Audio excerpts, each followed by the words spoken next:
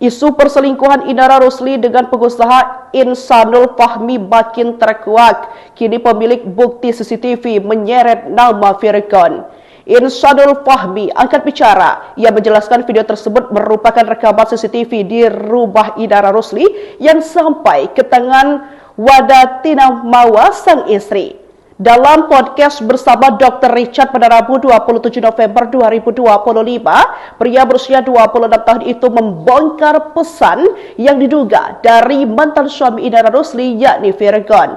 Dalam pesan itu, Virgon menulis himbauan pada Inara dan memastikan status pernikahan sang mantan dengan Insanul Fahmi. Insanul pun menduga CCTV yang dikantongi Mawa saat ini merupakan bukti yang sama dengan yang dimaksud oleh Virgon dalam chat tersebut. Pengusaha lulusan UI ini terang-terangan mengaku sudah menikah dengan Inara. Tak hanya sekedar bicara, Insan kemudian menunjukkan bukti pernikahannya dengan mantan istri Virgon itu di ponselnya kepada Richard Lee.